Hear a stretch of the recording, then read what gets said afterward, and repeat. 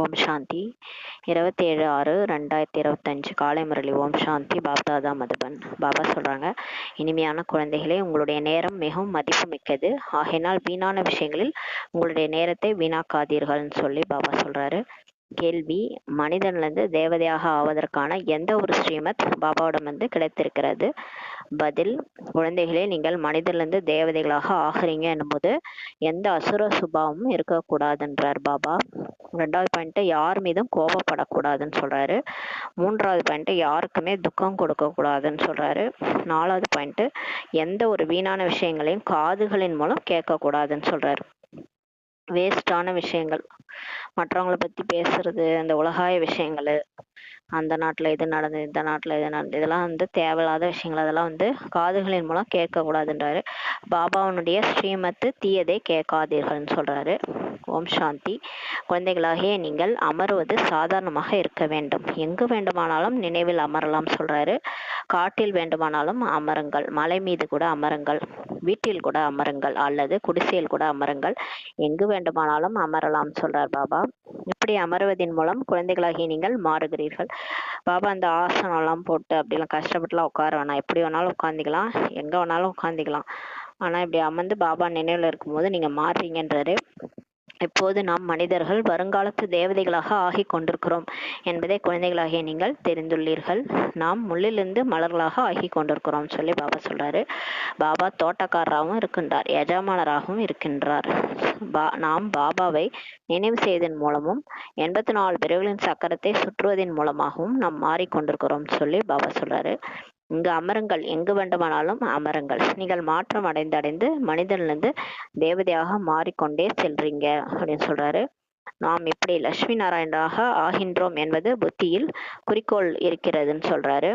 எந்த காரியம் வேண்டுமானாலும் செய்யுங்கள், ரொட்டி சுடுங்கள், புத்தியில் பாபாவை மட்டும் நினைவு செய்யுங்கள்ன்ட்டு சொல்றாரு. நடக்கும்போது, சுற்றும்போது அனைத்தையும் செய்து கொண்டே நினைவில் மட்டும் இருங்க என்று குழந்தைகளுக்கு ஸ்ரீமத் கிடைக்கிறது. பாபாவின் நினைவின் மூலம் ஆஸ்தியும் நமக்கு நினைவுக்கு வருகிறது. பாபா நினைச்சாலே கூடவே சொர்க்கமும் நினைவுக்கு வருது. 84 பிறவிகளின் சக்கரமும் நினைவு நமக்கு வருகிறது. இதில் வேறு என்ன கஷ்டம் இருக்குது? எதுவுமே இல்லைன்னு சொல்லி பாபா சொல்றாரு. நாம் தேவதையாக ஆகின்றோம் எனும்போது எந்த அசுர சுபாவமும் இப்ப இருக்கக்கூடாது. நம்ம கிட்ட யார் மீதும் கோபப்படக்கூடாதுன்னு சொல்லி பாபா சொல்றாரு. யாருக்கும் துக்கமும் கொடுக்க கூடாதுன்னு சொல்றாரு. எந்த ஒரு வீணான விஷயங்களையும் காதுகளின் மூலம் கேட்கவே கூடாதுன்றாரு. பாபாவை மட்டும் நினைவு செய்யுங்கள். மற்றபடி வெளி உலக வீணான விஷயங்களை நிறைய கேட்டிருக்கிறோம். வரைக்கல்பமாக இதே தான் கேட்டு கேட்டு நீங்கள் கீழே இறங்கி வந்துள்ளீர்கள்னு சொல்றாரு. இப்போ அந்த நாட்டுல அது நடக்குது, இந்த நாட்டுல எப்படி நடக்குது, இந்த மாதிரி நிறைய உலகாய விஷயங்கள் நம்ம டெய்லி டிவி பார்க்குறோம், நியூஸ் பார்க்குறோம். அதெல்லாம் கேட்டு கேட்டு தான் நம்ம இறங்கி வந்துட்டோன்றாரு. ஆத்மால பேட்டரி லோ ஆயிடுச்சு. இப்போது பாபா கூறுகின்றார், இந்த வீணானவற்றையெல்லாம் பேசாதீங்க. இன்னார் எப்படி இருக்கிறார், இவரிடத்தில் எந்த குணம் இருக்கிறது போன்ற எந்த ஒரு வீணான விஷயங்களையும் நீங்கள் பேசக்கூடாதுன்ட்டார் பாபா. இது உங்களுடைய நேரத்தை வீணாக்குவதாகும், டைம் வேஸ்ட். பாபா நினைக்காம இந்த மாதிரி விஷயத்த பேசுறதுனால ஆத்மால சக்தி குறைஞ்சிருன்றாரு. உங்களுடைய நேரம் மிகவும் மதிப்பு மிக்கதாகும். படிப்பில் தான் உங்களுக்கு நன்மை இருக்கிறதுன்னு சொல்றாரு. இப்ப முரளி படிக்கிறதுல தான் நன்மை இருக்குது. இதன் மூலம் தான் பதவியை அடைவீர்கள். பாபா ஆத்மாக்களுக்கு கூறுகின்றார், தந்தையாகிய என்னை நினைவு செய்யுங்கள். பாபா சொல்றார், ஒருவர் மற்றவர் முன்னால் அமர செய்கிறார்கள் என்றாலும் கூட பாபாவின் நினைவுல இருங்க. இப்ப நமக்கு முன்னாடி பிகேஸ் சென்டர்ல மாத்தி முன்னாடி உட்கார வச்சா கூட அவங்கள நினைக்க கூடாது, பாபாவை தான் நினைக்கணும். நினைவில் அமர்ந்து நீங்கள் முள்ளிலிருந்து மலராக ஆகின்றீர்கள். எவ்வளவு நல்ல யுக்தியாக இருக்கிறதுன்னு சொல்றாரு. எனவே பாபாவினுடைய ஸ்ரீமத் படி நடக்க வேண்டும் அல்லவா? ஒவ்வொருவருக்கும் தனித்தனியான வியாதியாக இருக்கிறது. எனவே ஒவ்வொரு வியாதிக்கும் மருத்துவர் இருக்கின்றனர். பெரிய பெரிய மனிதர்களுக்கு தனியாக மருத்துவர்கள் இருக்கிறார்கள் அல்லவான்னு சொல்றாரு. உங்களுக்கு மருத்துவராக ஆகியிருப்பது யாருன்னா நமக்கு மருத்துவரே நமக்கு டாக்டரா வந்திருக்கிறது யாருன்னா பகவான். அவர் அழிவற்ற மருத்துவர் ஆவார். நான் உங்களை அரை கல்பத்திற்கு நோயற்றவர்களாக மாற்றுகின்றேன் என்று கூறுகின்றார். அந்த டாக்டருக்கெல்லாம் இப்போ இன்னைக்கு உடம்பு சரியில்லாம போனா நாளைக்கு உடம்பு சரியாயிடும், அப்புறம் திரும்ப உடம்பு சரியில்லாம ஆயிடும். ஆனா இங்க பாபா அரை கல்பத்துக்கு நமக்கு நோயற்றவர்களா இப்ப ஆக்குறாரு. என்னை மட்டும் நினைவு செய்தீர்கள் என்றால் பாவ கர்மங்கள் அழிந்துவிடும் சொல்றாரு. நீங்கள் 21 பிறவிகளுக்கு நோயற்றவர்களாக ஆகிவிடுவீங்க. இந்த கங்கணத்தை இப்போது கட்டி கொள்ள வேண்டும். நினைவின் மூலம்தான் பாபா சொல்றாங்க, நினைவின் மூலம்தான் நோயற்றவர்களாக ஆவீர்கள். பிறகு 21 பிறவிகளுக்கு எந்த நோயும் இருக்காதுன்னு சொல்றாரு. ஆத்மா என்னவோ அடிபட்டதுதான், சரீரம்தான் நோயற்றதாக ஆகின்றதுன்னு சொல்றாரு. ஆத்மாவுக்கு நோயெல்லாம் கிடையாது. ஆத்மா வந்து அழிவற்றதா தான் இருக்குது. இந்த உடம்பு தான் வந்து நோயற்றதா ஆகின்றது. ஆனால் அனுபவிப்பது ஆத்மா தான் அல்லவான்னு சொல்றாரு. ஆனா உடம்புக்கு எதுனாலும் அதை அனுபவிக்கிறது ஆத்மா தான் சொல்றாரு. அங்கே அரை கல்பத்திற்கு நீங்கள் ஒருபோதும் நோயற்றவர்களாக ஆக மாட்டீர்கள். சொர்க்கத்துல போயிட்டு நம்ம ஆத்மாவும் நம்ம நோய் இருக்காது, உடம்பும் நமக்கு வந்து நோய் இருக்காது, நோயற்றவர்களா இருப்போன்றாரு. நினைவில் மட்டும் ஈடுபட்டிருங்கள். இப்ப பாபா மட்டும் நினைங்க. சேவை என்னவோ குழந்தைகள் செய்யத்தான் வேண்டும் சொல்றாரு. கண்காட்சியில் சேவை செய்து செய்து குழந்தைகளுக்கு தொண்டை கூட கட்டி கொள்கிறதுன்னு சொல்றாரு. நாம் சேவை செய்து செய்து பாபாவிடம் சென்று விடுவோம் என்று நிறைய குழந்தைகள் எண்ணுகிறார்கள். இது கூட மிகவும் நல்ல வழியாக இருக்கிறதுன்னு சொல்லி பாபா சொல்றாரு. சேவைக்கான நல்ல முறையாக இது இருக்கிறது. குழந்தைகள் கண்காட்சியில் கூட புரிய வைக்க வேண்டும். இப்ப சேவை செய்யணும்னா நம்ம கண்காட்சியில போயிட்டு நிறைய பேருக்கு புரிய வைக்க வேண்டும்ன்றாரு. கண்காட்சியில் முதலில் இந்த லட்சுமி நாராயணுடைய சித்திரத்தை காட்ட வேண்டும். பாபா சொல்றார், கண்காட்சியில ஃபர்ஸ்ட் நம்ம லட்சுமி நாராயண் சித்திரத்தை காட்டணும். இது முதல் தரமான சித்திரமாகும். பாரதத்தில் இன்றிலிருந்து 5000 ஆண்டுகளுக்கு முன்னால் சரியாக இவர்களுடைய ராஜ்யம் இருந்தது. குறைவற்ற செல்வம் அப்ப இருந்தது. 5000 வருஷத்துக்கு முன்னாடி இதே பாரத பூமியில சொர்க்கம் இருந்தது. அங்க வந்து இவங்களுடைய ராஜ்யம் இருந்தது, லட்சுமி நாராயணுடைய ராஜ்யம். அப்ப குறைவற்ற செல்வம் இருந்தது சொல்லி பாபா சொல்றாரு. தூய்மை, சுகம், அமைதி அனைத்தும் அப்போது இருந்ததுன்னு சொல்றாரு. ஆனால் பக்தி மார்க்கத்தில் சத்தியுகத்திற்கு லட்சக்கணக்கான ஆண்டுகளை கொடுத்து விட்டார்கள் எனும்போது எந்த ஒரு விஷயமும் எப்படி நினைவுக்கு வரும்னு சொல்றாரு. இப்ப இதெல்லாம் நம்ம சொல்றோம்னா அவங்களுக்கு வந்து பக்தியில வந்து அவங்க லட்சக்கணக்கான ஆண்டுகள்னு சொல்லிட்டாங்க. அதனால வந்து இதெல்லாம் யாருக்கும் ஞாபகம் வராதுன்றாரு. இது லட்சுமி நாராயணுடைய முதல் தரமான சித்திரமாகும். சத்தியுகத்தில் 1650 ஆண்டுகள் இந்த வம்சம் ராஜ்யம் செய்தது. முன்பு நீங்களும் இதை தெரிந்திருக்கவில்லை. முன்னாடி நமக்கும் இதெல்லாம் தெரியாது. சொர்க்கம்னு ஒன்று இருந்துச்சு, அங்க லட்சுமி நாராயணன் ராஜ்யம் பண்ணாங்கன்ட்டு. இப்போது பாபா குழந்தைகளாகி உங்களுக்கு நினைவூட்டியுள்ளார். நீங்கள் முழு உலகத்தின் மீது இப்ப ராஜ்யம் செய்திருந்தீர்கள்ட்டு நமக்கு நினைவூட்டுறாரு. நீங்கள் மறந்து விட்டீர்களா என்னன்னு சொல்லி பாபா கேட்கிறாரு. நீங்க தான் ராஜ்யம் பண்ணீங்க, உங்களுக்கு ஞாபகம் இல்லையான்னு கேட்கிறாரு. நீங்கள் தான் 84 பிறவிகள் கூட எடுத்திருந்தீர்கள்னு சொல்லி பாபா சொல்றாரு. நீங்கள் சூரிய வம்சதர்களாக இருந்தீர்கள், மறுபிறவி எடுக்கத்தான் செய்கிறீர்கள். நீங்கள் எப்படி 84 பிறவிகள் எடுத்தீர்கள் என புரிந்து கொள்வதற்கு மிகவும் சுலபமான விஷயமாகுன்றாரு. கீழே இறங்கியேதான் நீங்க வந்தீர்கள். இப்போது மீண்டும் பாபா ஏறு மார்க்கத்தில் கொண்டு செல்கின்றார். இப்ப ஆத்மா வந்து பிறவி எடுத்து எடுத்து அதோட பேட்டரி லோ ஆகி அப்படியே கீழே பிறப்பு வந்து அது கீழ்த்தரமான பிறப்பாயிடுச்சு. அப்படியே கொஞ்சம் கொஞ்சமா இறங்கி இப்ப கலியுகத்துல சாதாரண மனிதன் ஆயிட்டோம் இல்லையா. அப்ப திரும்ப பாபா வந்து இப்ப ஏறும் மார்க்கத்துல நம்மளை கொண்டு செல்கிறார். உங்களுடைய உயரம் கலையினால் அனைவருக்கும் நன்மை என்று பாடப்பட்டுள்ளதுன்னு சொல்றாரு. பிறகு சங்கு போன்றவைகளை ஊதுகிறார்கள். குழப்பங்கள் ஏற்படும் என்பதை குழந்தைகளாகிய நீங்கள் இப்போது தெரிந்துள்ளீர்கள். இப்ப சங்குலாம் ஊதுறாங்க. அது எங்கேயாவது போர் நடைபெறுதுன்னா அதை அந்த சைரன் சவுண்ட்லாம் ஊதுறாங்க. இப்போ நிறைய குழப்பங்கள் ஏற்படும்ட்டு நம்ம தெரிஞ்சிருக்கிறோம். பாகிஸ்தானில் என்னவெல்லாம் நடந்தது அந்த காலத்துல, அப்போ பிரம்ம பாபா இருக்கும்போது பாகிஸ்தான்ல போர் ஏற்பட்டது. அப்ப என்னவெல்லாம் நடந்தது என்பதை பார்த்தீர்கள். அனைவருடைய வாயிலிருந்தும் ஹே பகவான் என்றுதான் வந்தது. ஐயோ ராமா, இப்போது என்ன நடக்குமோ என்றுதான் எல்லாருடைய வாயிலும் வந்ததுன்னு சொல்றாரு. இப்போது இந்த விநாசம் மிக பெரியதாகும். அதெல்லாம் வந்து சின்ன சின்னதா நடந்தது. இப்போ கடைசியா நடக்க போறது விநாசம் வந்து மிக பெரியதாகும். பின்னால் வெற்றி முழக்கம் நடக்க போகிறதுன்னு சொல்றாரு. பாபா குழந்தைகளுக்கு புரிய வைக்கின்றார். இந்த எல்லையற்ற உலகம் இப்போது அழிய வேண்டும். எல்லையற்ற தந்தை எல்லையற்ற ஞானத்தை உங்களுக்கு கூறுகின்றார். எல்லைக்குட்பட்ட விஷயங்களின் வரலாறு புவியில கேட்டுதான் வந்திருக்கிறீங்க. நம்ம அரைக்கல்பமா ஹிஸ்டரி, எல்லைக்குட்பட்ட ஹிஸ்டரி ஜியாகிரபி படிச்சிருக்கிறோம். லட்சுமி நாராயணன் எப்படி ராஜ்யம் செய்தார்கள் என்பது யாருக்குமே தெரியவில்லைன்னு சொல்றாரு. இவர்களுடைய வரலாறு புவியில யாருமே தெரிந்திருக்கவில்லை. அதாவது இந்த மற்ற ராஜாக்கள் துவாபரயுகத்துல இருந்து என்னென்ன நடந்தது, இந்த பாபர் 1, பாபர் 2 அப்படின்ட்டு நிறைய பேர் எப்படி யார் யார் ஆண்டாங்க, அக்பரு, பாபரு, ராஜராஜ சோழன், சேரா, சோழ, பாண்டிய இவங்கெல்லாம் வந்து ஆண்டிருக்காங்க, நமக்கு தெரியும். ஆனா லட்சுமி நாராயணன் ராஜா ஆண்டாங்க. அவங்க எப்ப ஆண்டாங்கன்றது நமக்கு தெரிந்திருக்கவில்லை என்றார். நீங்கள் நல்ல விதத்தில் தெரிந்துள்ளீர்கள். இத்தனை பிறவிகள் ராஜ்யம் செய்தார்கள். பிறகு இந்த தர்மம் வருகிறது. இதை ஆன்மீக ஞானம் என்று சொல்லப்படுகிறது. இதை ஆன்மீக தந்தை தான் வந்து குழந்தைகளுக்கு கொடுக்கின்றார். அங்கே மனிதர்களுக்கு படிப்பிக்கிறாங்க. இங்கே ஆத்மாக்களாகிய நம்மை பரமாத்மா தனக்கு சமமாக இப்ப மாத்தி கொண்டிருக்கிறார். ஆசிரியர் கண்டிப்பாக தனக்கு சமமாக மாற்றுவார் இல்லையா. இப்போ ஸ்கூலில் ஸ்டூடெண்ட்ஸ் சேர்றாங்கன்னா, ஒரு டாக்டர் படிப்பு படிக்கிறாங்கன்னா அவங்க வந்து ஆசிரியர் வந்து அவரை மாதிரியே டாக்டர் ஆக்குவார். டாக்டர் ஆக்கி வெளியில் அனுப்புகிறாங்க இல்லையா, அந்த மாதிரி இன்ஜினியரிங் செய்கிறாங்கன்னா இன்ஜினியராக ஆக்கி போகிறாங்க. அந்த மாதிரி இங்கே பாபா வந்து நம்மளை அவருக்கு சமமாக ஆக்கி மாத்துறாரு, நம்மளை மாற்றி கொண்டிருக்கிறார். நான் உங்களை என்னை விடவும் உயர்ந்த இரட்டை கிரீடதாரியாக மாற்றுகின்றேன் என்று பாபா கூறுகின்றார். நினைவின் மூலம் ஒளியின் கிரீடம் கிடைக்கிறது. இரட்டை கிரீடம்னா ஒன்று ஒளி கிரீடம், இன்னொன்று ராஜ்ய கிரீடம். இப்போ பாபா நினைக்க நினைக்க ஒளியின் கிரீடம் கிடைக்கிறது. 84 பிறவிகளின் சக்கரத்தை தெரிந்து கொள்வதன் மூலம் சக்கரவர்த்தியாக ஆகிறீங்கன்னு சொல்றாரு. நம்ம யாருன்னு நம்மளே வந்து சுயதர்ஷன சக்கரத்தை சுத்த சுத்த நம்ம சக்கரவர்த்தி ராஜாவா ஆகிறீங்கன்றாரு. இப்போது குழந்தைகளாகிய உங்களுக்கு கர்மம், அகர்மம், விகர்மத்தின் நிலைகளையும் புரிய வைத்திருக்கின்றேன்னு சொல்றாரு. நமக்கு நம்ம என்ன கர்மா பண்ணா என்ன பலன் கிடைக்கும், இதெல்லாம் நமக்கு தெரியாம இருந்தது. அது மாதிரி கர்மானா என்ன, அகர்மம்னா என்ன, விகர்மம்னா என்ன, எல்லா பத்தியும் பாபா புரிய வச்சிருக்காரு. கர்மம்னா நம்ம என்ன செயல் செய்யறோமோ அதுக்கான பலன், எப்படி செய்யறோமோ அதே மாதிரியே நமக்கு கிடைக்கும். அகர்மன்றது நம்ம ஆத்ம உணர்வுல இருந்து செய்யறது அகர்மம். ஆத்ம உணர்வுல நம்ம எந்த கர்மம் செஞ்சாலும் அது யாருக்குமே துக்கமே கொடுக்காது, துக்கம் வராது. விகர்மன்றது நம்ம 5 விகாரத்துக்கு வசப்பட்டு நம்ம எந்த ஒரு கர்மம் செஞ்சாலும் அது விகர்மமாயிடும். அதனால எல்லாருக்கும் துக்கம் வரும். அதுதான் விகர்மம். அது ராவண ராஜ்யத்துல. அகர்மன்றது சொர்க்கத்துல நம்ம அகர்மம் செய்வோம். அங்க ஆத்ம உணர்வுல செய்யும் போது அது யாருக்கும் தொந்தரவு கொடுக்காது. கர்மான்றது நம்ம என்ன செயல், கர்மான்றது செயல் தான். என்ன செயல் செய்யறோமோ அது வந்து அப்படியே நமக்கு திரும்ப வரும். சத்தியுகத்தில் கர்மம் அகர்மமாக இருக்கிறது, ராவண ராஜ்யத்தில் தான் கர்மம் விக்கிரமமாக இருக்கிறதுன்னு சொல்றாரு. படை இறங்கி கொண்டேதான் வருகிறீர்கள், கலைகள் குறைந்து குறைந்து இறங்கத்தான் வேண்டும் சொல்றார் பாபா. எவ்வளவு மோசமானவர்களாக ஆகி விடுகிறீர்கள்ன்றார். அதாவது லட்சுமி நாராயணனோட ராஜ்யத்துல எல்லாம் தேவதையா இருந்தாங்க.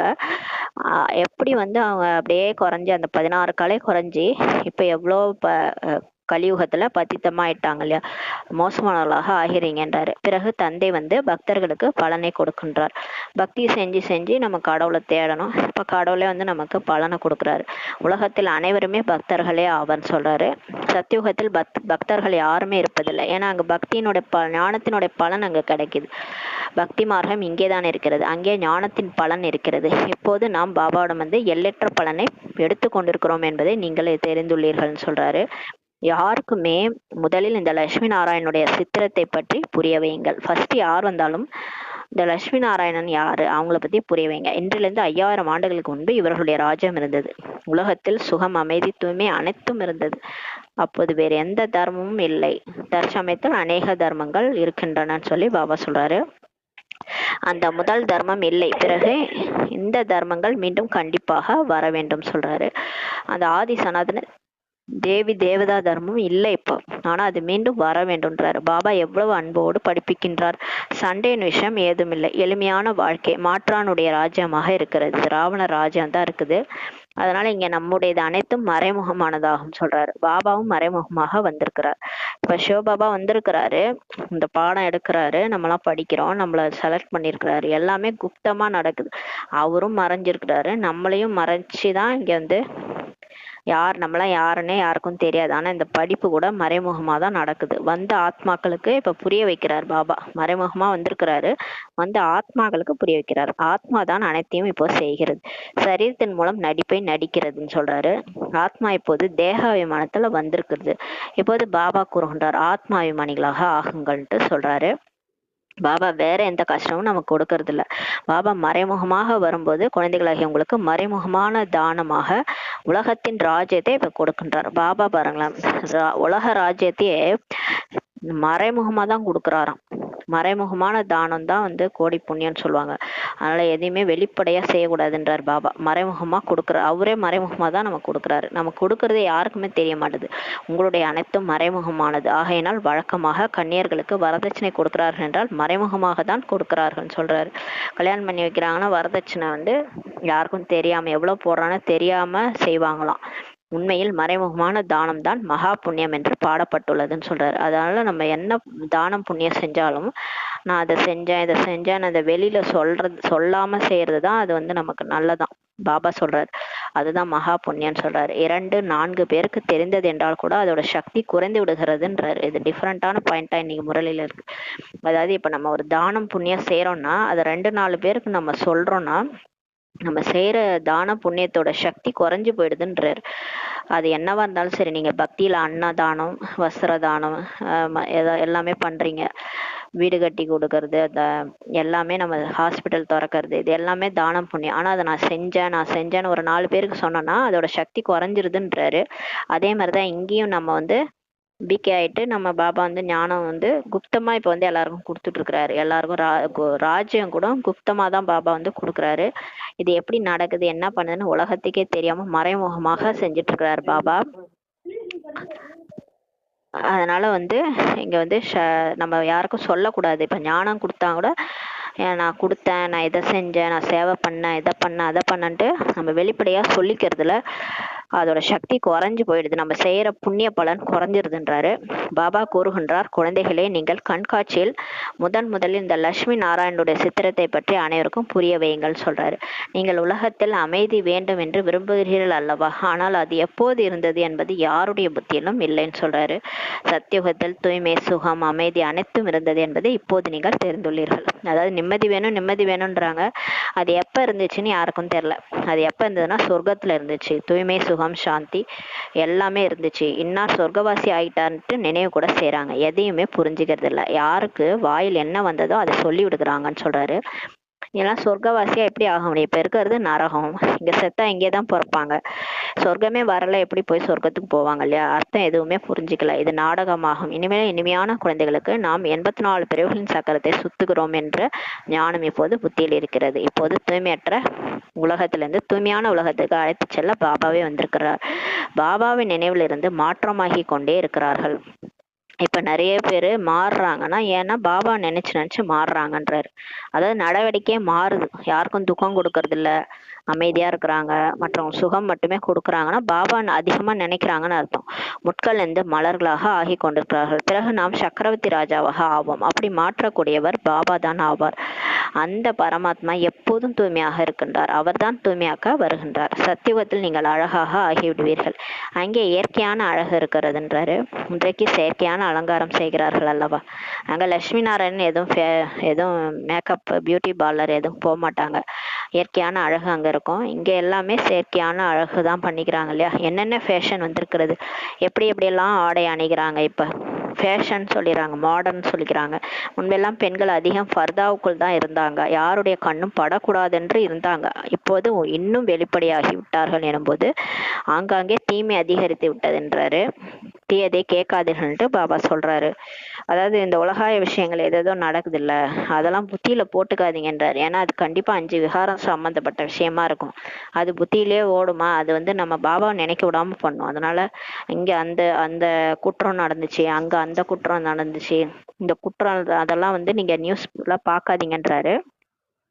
ராஜாவிடம் சக்தி இருக்கிறது, ஈஸ்வரனுக்காக என்று தானம் செய்கிறார்கள் என்றால் அது சக்தி இருக்கிறதுன்றாரு.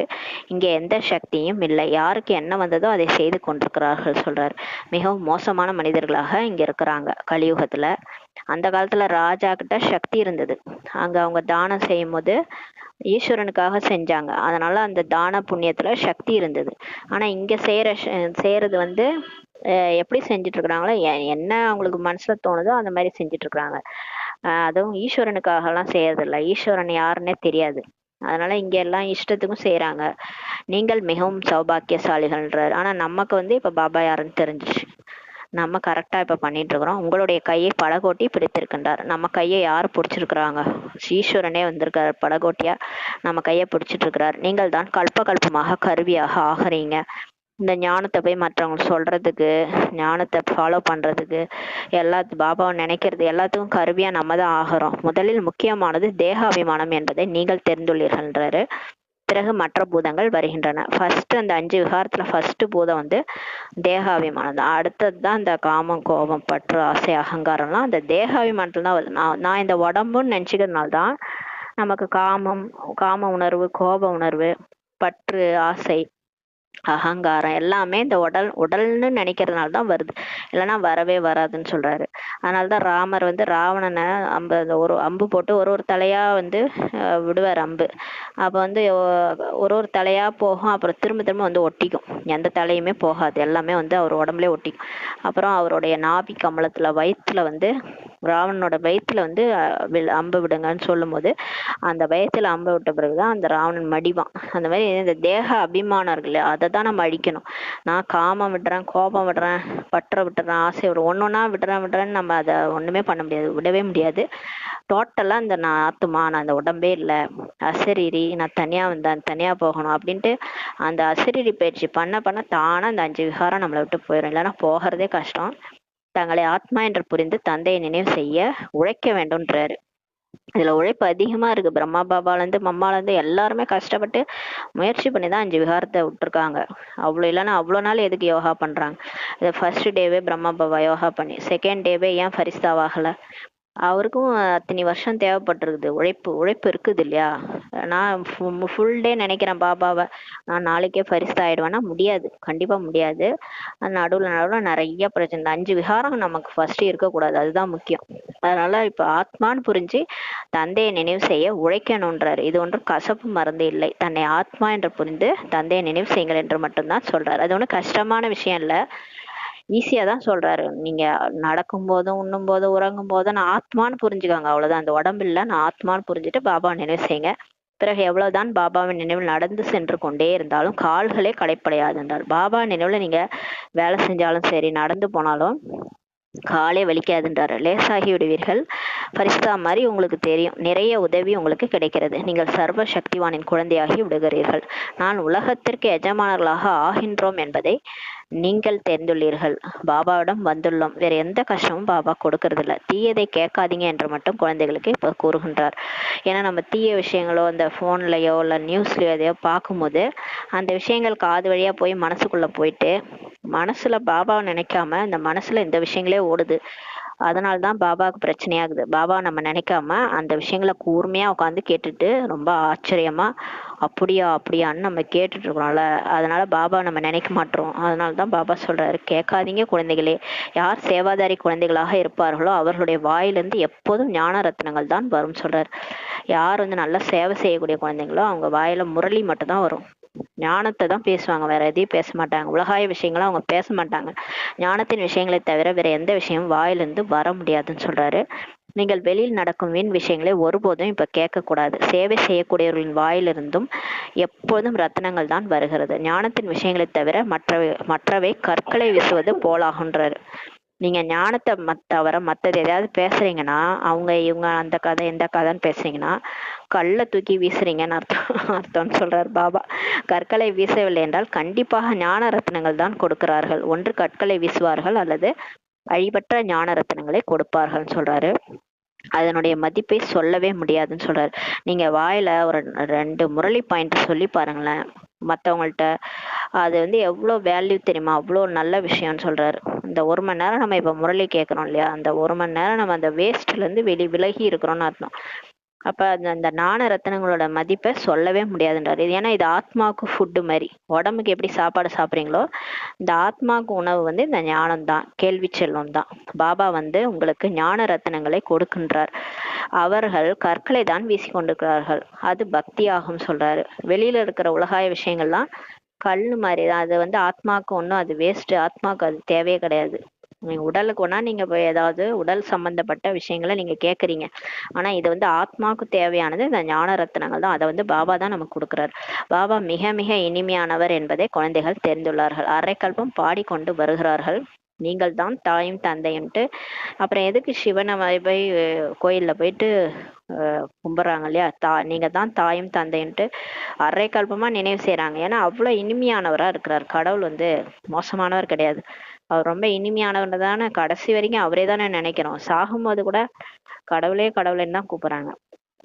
ஆனால் அவர்கள் அர்த்தம் எதையும் புரிந்து கொள்ளவில்லை. கிளிப்பிள்ளை போல பாடிக்கொண்டே இருந்தார்கள்.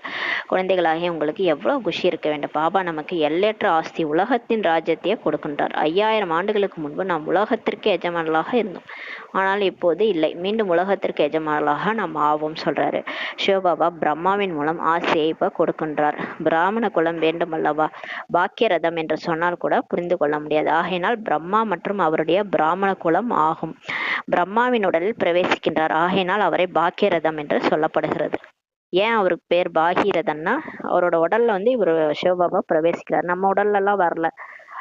அந்த கல்பமா அந்த பிரம்மாவுடைய உடல்ல தான் வராரு. அதனால அவர் பாக்கியரதம் என்று சொல்லப்படுகிறது. பிரம்மாவின் குழந்தைகள் பிராமணர்கள் ஆவார்கள். இப்ப நம்மளாம் பாபா பிரம்மாவுடைய வாய் வழி வம்சாவளியே அந்த முரளி கேட்டு நம்ம பிறந்திருக்கிறோம். இந்த முரளி நம்ம கேட்கறோம் இல்லையா, கேட்டாலே நம்ம வந்து பிகே ஆயிட்டோம்னு அர்த்தம். சென்டருக்கு போறனாலே நம்ம பிகே. நம்மள அவருடைய குழந்தைகள் பிராமணர்கள் ஆவார்கள் சொல்றாரு. பிராமணர்கள் உச்சி குடுமையை போன்றவர்கள் உயர்ந்தவர்கள். விராட ரூபம் கூட அப்படி இருக்கிறது. மேலே பாபா, பிறகு சங்கமயுகத்து பிராமணர்கள். யார் ஈஸ்வரிய குழந்தைகளாக ஆகிறார்களோ அவர்கள்தான் அந்த சங்கமயுகத்து பிராமணர்கள். நாம் இப்போது ஈஸ்வரிய குழந்தைகளாக இருக்கின்றோம். பிறகு தேவதைகளுடைய குழந்தைகளாக ஆவோம் எனும்போது நிலை குறைந்துவிடும் என்பதை தெரிந்துள்ளீர்கள் சொல்றாரு. பாபா சொல்றாரு, இப்ப ஈஸ்வரனுடைய குழந்தைகளா இருக்கும்போது நம்ம நிலை அதிகமா, நம்மளுடைய இது வந்து போஸ்டிங் வந்து அதிகம். நம்ம போய் அப்புறம் இந்த உடலை விட்டுட்டு நம்ம போயிட்டு சொர்க்கத்துல பிறக்கும் போது அங்க தேவதைகளோட குழந்தைகளா பிறக்கும் போது அங்க நம்மளோட நிலை குறைஞ்சிரும்ன்றாரு. இந்த லட்சுமி நாராயணன் கூட நிலை குறைவானவர்களே, ஏனென்றால் இவர்களிடத்தில் ஞானமே இல்லைன்றாரு. இப்ப நமக்கு ஞானம் எல்லாமே இருக்கு, உலக ஞானம் எல்லாம். ஆனா இந்த ஞானம் கூட லட்சுமி நாராயணன் சொர்க்கத்துல இருக்காங்களா அவங்களுக்கு கிடையாது. அவங்க ஞானம் மறந்துடுவாங்க. அதனால பிராமணர்களை விட அவங்க நிலை குறைவானவர்கள் சொல்றாரு. பிராமணர்களிடத்தில் ஞானம் இருக்கிறது. ஆனால் லட்சுமி நாராயணன் அஞ்ஞானி என்று சொல்ல முடியாது. ஆனா அவங்க அஞ்ஞானின்னு சொல்ல முடியாது. அவங்க ஆத்ம உணர்வுல இருப்பாங்க. ஞானத்தினோட பலன் அவங்களுக்கு கிடைச்சிருது. இவர்கள் ஞானத்தின் மூலம்தான் இந்த பதவியை அடைந்திருக்கிறார்கள் சொல்றாரு. பிராமணர்களாக நீங்கள் எவ்வளவு உயர்ந்தவர்களாக இருக்கிறீங்க. பிறகு தேவதைகளாக தான் ஆகின்றீர்கள் எனும்போது ஞானம் எதுவுமே இருப்பதில்லை. இப்ப நம்ம எவ்வளவு உயர்ந்தவர்களா ஆகிறோம், பாபா ஆக்குறாரு. அதுக்கப்புறம் சொர்க்கத்துல போய் தேவதைகளா ஆகும்போது நம்ம கிட்ட இந்த ஞானமே இருக்காதுன்றாரு. தேவதைகளிடத்தில் ஞானம் இருந்தது என்றால் தேவதா வம்சம் பரம்பரையாக இருந்து வந்திருக்கும். சப்போஸ் இப்ப தேவதைகள் லட்சுமி நாராயண்கிட்ட இந்த ஞானம் அழியாம அப்படியே இருந்தது. நம்ம உடலை விட்டு போயும் அவங்க தேவதை ஆகும்போது இந்த ஞானம் மறக்காம அப்படியே புத்தியில இருந்துச்சுன்னா பரம்பரையா அந்த ஞானம் வந்து தெரிஞ்சிருக்கும் இல்லையா, கடைசி வரைக்கும் வந்திருக்கும். இந்த மாதிரி தப்பு தப்பா மாவுல உப்பு கலந்த மாதிரி சாஸ்திரங்கள்ல தப்பா இருந்திருக்காது. சரியான பாடத்தை லட்சுமி நாராயணன் அவங்க பரம்பரைக்கு சொல்லிட்டு போயிருப்பாங்க. அவங்களே மறந்துட்டாங்க இல்லையா, அதனாலதான் இந்த ஞானம் வந்து இல்லை. இனிமேல இனிமையான செல்ல குழந்தைகளுக்கு அனைத்து ரகசியங்களையும் அனைத்து யுக்திகளையும் கூறுகின்றேன்னு சொல்லி பாபா சொல்றாரு. இப்ப நமக்கு கடவுளே வந்து எல்லாத்தையும் மறந்துட்டோம் இல்லையா, அதனால கடவுளே வந்து செல்ல குழந்தைகளுக்கு எல்லா ரகசியங்களையும் யுக்திகளையும் சொல்றேன்னு சொல்லி சொல்றாரு. ரயிலில் அமர்ந்து கொண்டு கூட நீங்கள் சேவை செய்ய முடியும். இப்ப சேவை செய்யறதா முக்கியம் இல்லை. சேவைன்றது ஞானத்தை சொல்றது. பாபா சொல்றது இப்ப ஞானத்தை சொல்ற சேவையை சொல்றாரு. ரயில்ல உட்காந்துட்டு கூட இந்த ஞானத்தை மத்தவங்களுக்கு உங்களால சொல்ல முடியும். ஒரு சித்திரத்தை வைத்துக்கொண்டு தங்களுக்குள் பேசி கொண்டிருந்தீர்கள் என்றால் நிறைய பேர் வந்து ஒன்று சேர்வார்கள். இப்ப நமக்குள்ளார உட்காந்துட்டு நம்ம மதுபன் போறோம்னா நமக்குள்ளார உட்காந்துட்டு ஒரு லட்சுமி நாராயண் படம் இல்ல பிரம்மா விஷ்ணு சங்கரர் வச்சு நம்ம ஏதாவது நமக்குள்ளார பேசிட்டு இருந்தா மத்தவங்களும் வந்து கேட்பாங்கன்னு சொல்றாரு. யார் இந்த குலத்தை சேர்ந்தவர்களாக இருப்பார்களோ அவர்கள் நல்ல விதத்தில் தாரணை செய்து பிரஜையாக ஆகிவிடுவார்கள். இப் சப்போஸ் அவங்க வந்து தேவதா குலம்னு நினைச்சுக்கோங்க, தேவதை ஆக போறவங்கன்னா கண்டிப்பா அவங்க ஆச்சரியமா கேட்பாங்க. அப்படியாங்க 5000 வருஷம், அந்த 5000 வருஷம் அதெல்லாம் கேட்டாலே அப்படியே ஆச்சரியமா கேட்டாங்கனாலே அவங்க வந்து கண்டிப்பா தேவதையா இருப்பாங்க. அவங்க வந்து நல்ல விதத்துல தாரணை பண்ணி பிரஜை ஆயிடுவாங்கன்றாரு. சேவை செய்வதற்கு மிகவும் நல்ல நல்ல படங்களாக இருக்கின்றன. நிறைய படம்லாம் அந்த 7 நாள் கோர்ஸ் படமே எல்லாம் நல்ல நல்ல படங்கள் பாபா ரெடி பண்ணி கொடுத்துருக்காரு நமக்கு. பாரதவாசிகளாகிய நாம் முதலில் தேவதைகளாக இருந்தோம், இப்போது ஒன்றுமே இல்லைன்னு சொல்லி பாபா சொல்றாரு. பிறகு வரலாறு திரும்புகிறது. இடையில் இது சங்கம யுகமாகும். இதில் நீங்கள் புருஷோத்தமர்களாக இப்ப ஆகிறீங்க. இப்ப நம்ம ஃபர்ஸ்ட் தேவதையா இருந்தோம், ஆனா இப்ப ஒண்ணும் இல்லாதவங்களா ஆயிட்டோம். பிறகு திரும்பவும் தேவதையா ஆக போறோம். இப்ப இது இடையில சங்கமயுகம்ன்றாரு. இப்ப நம்ம ஆத்மா உத்தமர்களா ஆயிட்டு இருக்கிறோம். நல்லது. இனிமேல இனிமையான காணாமல் போய் கண்டெடுக்கப்பட்ட செல்ல குழந்தைகளுக்கு தாயும் தந்தையமான பாப்தாதாவின் அன்பு நினைவுகளும் காலை வணக்கம். ஆன்மீக குழந்தைகளுக்கு ஆன்மீக தாய் தந்தை நமஸ்காரம். நம்ம ஆன்மீக குழந்தைகள் ஆன்மீக தாய் தந்தைக்கு நமஸ்காரம். தாரணைக்கான முக்கிய சாரம். ஃபர்ஸ்ட் பாயிண்ட், ஞானத்தின் விஷயங்களை தவிர வேற எந்த விஷயமும் வாயிலிருந்து வரக்கூடாது. வீணான விஷயங்களை ஒருபோதும் கேட்கக்கூடாது. வாயிலிருந்து எப்போதும் ரத்தினங்கள் வந்து கொண்டேதான் இருக்க வேண்டும், கற்களே அல்ல. கற்கள்ன்றது சாதாரண வார்த்தைகள்ல கோபமா பேசுறது, கலியுகத்துல எப்படி பேசணுமோ அந்த சாதாரண விஷயங்கள்ல அதெல்லாம் கல்லுன்றார், வேஸ்ட்ன்றார். அது கேட்கறதுனால காதுக்கும் ஒன்றும் பிரயோஜனம் இல்லை, ஆத்மாவுக்கும் அது தேவையே இல்லை. உங்களுக்கு இப்ப தேவையெல்லாம் இந்த ஞானம் தான் சொல்றாரு. ஞானத்தை கேட்க கேட்கதான் ஆத்மால சக்தி கிடைக்கும். ரெண்டாவது பாயிண்ட், சேவையின் கூடவே நினைவு யாத்திரையிலிருந்து தங்களை நோயற்றவர்களாக இப்ப மாற்ற வேண்டும். நம்ம சேவை செய்யறது மட்டும் பண்ணிட்டு நம்ம பாபா நினைக்கிறத விட்டுறக்கூடாது. பாபாவையும் நினைச்சிட்டு நம்ம நோயற்றவர்களா ஆக்கிக்கணும். ஆத்மால இருக்கிற நோய் அப்பதான் போகும், உடம்பும் நோயற்றதா அப்பதான் ஆகும். 21 பிறவிகளுக்கு நோயற்றவர்களாக்க அடிபற்ற மருத்துவரே வந்துட்டாரு, சுயம் பகவான் நமக்கு கிடைத்திருக்கின்றார் என்ற போதை அல்லது குஷியில் எப்போதும் இருக்க வேண்டும்ன்றாரு. வரதானம், ஒவ்வொரு காரியத்திலும் தந்தையை பின்பற்றி அன்பிற்கு கைமாறு செய்யக்கூடிய தீவிர முயற்சியாளர் ஆகுக. ஒரு காரியத்திலையும் பிரம்மா பாபாவை ஃபாலோ பண்ணுங்க. அந்த அன்பிற்கு ரிட்டர்ன் நம்ம செய்யக்கூடிய முயற்சி தான் இப்ப பண்ணிட்டு இருக்கணும். தீவிர முயற்சியாளர் ஆகுகான்னு சொல்லி பாபா சொல்றாரு. யார் மீது அன்பு இருக்கிறதோ அவரை தானாகவே பின்பற்றி விடுகிறோம். சதா நினைவில் வைத்துக் கொள்ள வேண்டும், நான் என்ன காரியம் செய்து கொண்டிருக்கிறேனோ அது தந்தையை போன்று இருக்கிறதான்ட்டு செக் பண்ணுங்க. இப்ப நான் என்ன செஞ்சாலும் பிரம்மா பாபா மாதிரி இருக்கா, ஒருவேளை இல்லையெனில் நிறுத்தி விடுங்கள்ன்றாரு. நம்ம இப்ப ஏதாவது பண்ணிட்டு இருக்கிறோம், அது பிரம்மா பாபா மாதிரி இருக்குதா, இல்லைன்னா உடனே அந்த காரியத்தை நிறுத்துங்கன்றார். தந்தையை நகல் செய்து தந்தைக்கு சமம் ஆகுங்கள். அவரை காப்பி அடிச்சு அவரை மாதிரி ஆகுங்க. நகல் எடுப்பதற்கு கார்பன் பேப்பர் வைத்துக்குவாங்க, அதே போன்று கவனம் அட்டென்ஷன் என்ற பேப்பர் வைத்து கொண்டால் நகல் ஆகிவிடும். இப்ப நமக்கு கார்பன் பேப்பர் வச்சுதான் இந்த ஜெராக்ஸ் எடுப்பாங்கல்ல, அப்படியே எழுதுறதுக்கு கார்பன் வச்சுக்குவாங்க. அந்த மாதிரி இப்ப அட்டென்ஷன் என்ற கார்பன் பேப்பரை வைக்க சொல்றாரு. அதை வச்சுக்கிட்டா நம்ம அப்படியே அசல் பிரம்ம பாபா மாதிரி ஆயிடுவோன்றாரு. ஏனெனில் இப்பொழுதே தீவிர முயற்சியாளராகி தன்னை ஒவ்வொரு சக்தியிலும் சம்பனமாக்கக்கூடிய நேரமாகும். இப்ப என்ன நேரம் தெரியுமா?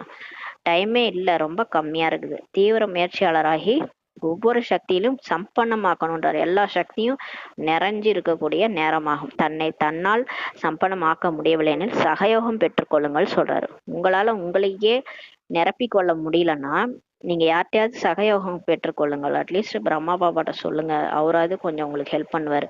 இல்லையெனில் நாளடைவில் மிகவும் தாமதம் ஆகிவிடும் சொல்றாரு.